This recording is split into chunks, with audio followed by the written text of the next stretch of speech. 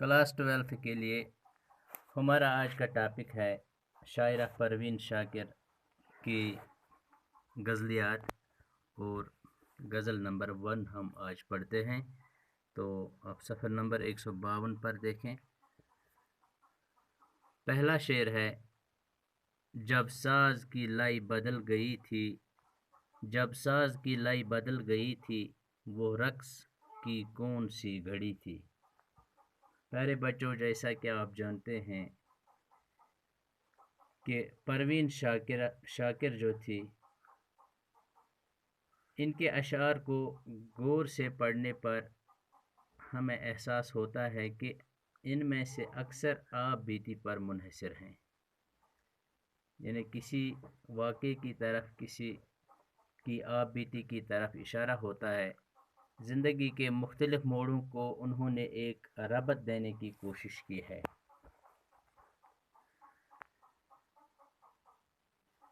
इस शेर में शायरा शाकिर परवीन शाकिर ज़िंदगी के किसी अहम मोड़ का तज़किरा करते हुए फरमाती है कि मेरी ज़िंदगी बहुत ही खुशी और मस्ती में गुज़र रही थी, लेकिन वो कौन सा वक़्त था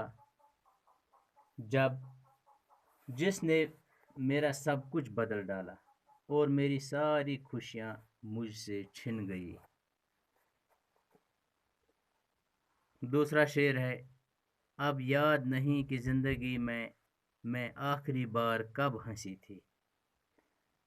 शायरा फरमाती हैं कि मैंने ज़िंदगी में मुसलसल मसाइब ही मुसीबत देखे हैं, मसाइब ही झीले हैं। अब मुझे यह तक याद नहीं रहा कि मेरी ज़िंदगी में कभी खुशी का कोई लम्हा आया था जब मैं हंसी थी। अब याद नहीं कि ज़िंदगी में मैं आखिरी बार कब हंसी थी, जब कुछ भी न था यहाँ पहमा कबल, दुनिया किसी चीज़ से बनी थी। यह किसी नहीं होगा, ये दुनिया किस चीज़ से बनी थी। फरमाती हैं कि पहले जब यहाँ कुछ भी न था, तो फिर ये दुनिया किस चीज़ से बन गई। यहाँ कोई न कोई चीज़ ज़रूर ऐसी होगी जिसके सबब ये दुनिया वजूद में आई है। जब कुछ भी न था यहाँ, यानी इस दुनिया में जब कुछ भी न था यहाँ माँ कबल, इससे पहले दुनिया किस चीज़ से बनी थी, फिर ये दुनिया किस चीज़ से बनी थी। यानी यहाँ कोई न कोई चीज़ ज़रूर ऐसी होगी जिसके सबब ये दुनिया वजूद में आई है। अगला शेर है, मुट्ठी में तो रंग थे हज़ारों, बस हाथ से रेत बह रही थी। शायरा परवीन शाकिर दुनिया की बेसबाती और नापायदारी पर कहती है कि इस दुनिया में हज़ारों रंग, आराम, आसाइशें और रंगीनियाँ मौजूद हैं, लेकिन कहानी बेमिसाल बूढ़ी सजाई हुई दुल्हन की तरह, मगर दगाबाज। अगरचे मेरे हाथ में बहुत सी रंगीन और खुशनुमा चीज़ें पाई जाती हैं, लेकिन फिर भी कुछ हाथ नहीं आया। यानी बहुत से अरमान दिल में लिए हुए होना और हाथ से रेत बहना, यानी बेरंग और बेकैफ ज़िंदगी गुजारना। चनाचे शायरा अपनी मनचाही ज़िंदगी न गुजार सकी और वो जो कुछ चाहती थी इन्हें इसके बरअक्स मिला। है अक्स तो आईना कहाँ है अक्स तो आईना कहाँ है, तमसील ये किस जहाँ की थी। शायरा फरमाती हैं कि अगर ये दुनिया अक्स है, साया है, तो हमें आईना क्यों दिखाई नहीं देता, और वो कौन सी दुनिया है जिसका ये फिर अक्स है। अगला, हम किसकी ज़ुबान बोलते हैं, ہم کس کی زباں بولتے ہیں گر ذہن میں بات دوسری تھی۔ شاعرہ کہتی ہے کہ اگر ہمارے ذہن میں کوئی بات ہے اور اس کو ہم بیان نہیں کرتے بلکہ کوئی دوسری بات بتاتے ہیں جو ہماری سوچ کے مطابق نہیں، تو ہم کس کی زبان بولتے ہیں، اپنی یا اس کی جس نے ہمارے ذہن میں کوئی دوسری سوچ ڈال دی ہے؟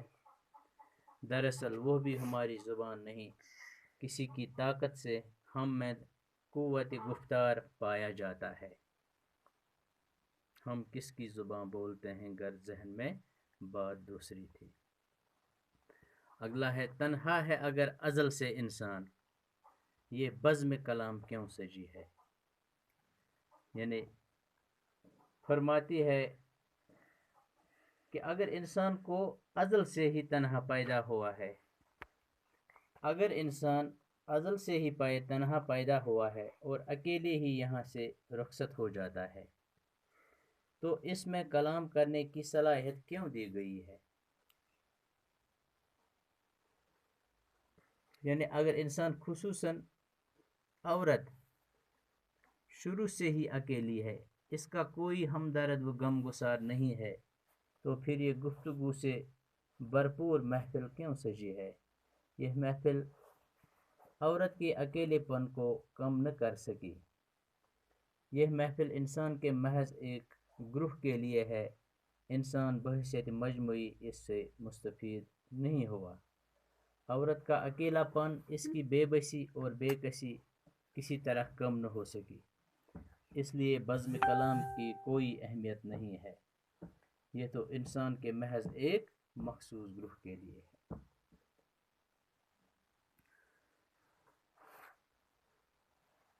اگلا تھا آگ ہی جب میرا مقدر، کیوں خاک میں پھر شفا رکھی تھی۔ تھا آگ ہی جب میرا مقدر، شاعرہ فرماتی ہے کہ اگر میرا مقدر آگ میں ہی جلنا تھا تو پھر مجھے مٹی کے سپرد کیوں کیا گیا، تو مجھے پھر دفنایا کیوں گیا۔ اگر میرا مقدر ہی آگ ہے، اگر میں خطا کار ہی ہوں، تو میرا مقدر پھر آگ ہے، کیوں خاک میں پھر شفا رکھی تھی، پھر خاک شفا مجھے کیا کرے گی، یعنی مجھے مٹی کے سپرد کیوں کیا گیا۔ پھر لاسٹ شعر ہے، کیوں موڑ بدل گئی کہانی، کیوں موڑ بدل گئی کہانی پہلے سے اگر لکھی ہوئی تھی۔ کہتی ہے کہ اگر انسان کی زندگی پہلے سے ہی لکھی ہوتی ہے، انسان کا تقدیر پہلے سے ہی لکھا ہوتا ہے، تو اس میں پھر تبدیلیاں کیوں ہوتی ہیں؟ یہ اس کا مقدر ہوتا تو پھر وہ اپنی حالت میں تبدیلی نہیں لا سکتی تھی۔ تو شاعرہ فرماتی ہے کہ اگر عورت کی کہانی ازل سے ہی اسی طرح کی لکھی ہوئی ہے کہ اس کا ہمیشہ استحصال ہی کیا جائے، تو پھر عورت نے جو اپنی حالت قدرے بدلی ہے وہ کیسے بدلی؟ کیونکہ مقدر کا لکھا تو بدلا نہیں جا سکتا۔ اس سے صاف ظاہر ہے کہ عورت کا صدیوں سے مرد کے ہاتھوں استحصال کیا گیا تھا، یہ اس کا مقدر نہیں تھا، کیونکہ اگر یہ اس کا مقدر ہوتا تو پھر وہ اپنی حالت میں تبدیلی نہیں لا سکتی تھی۔ آج کا اتنا ہی، شکریہ۔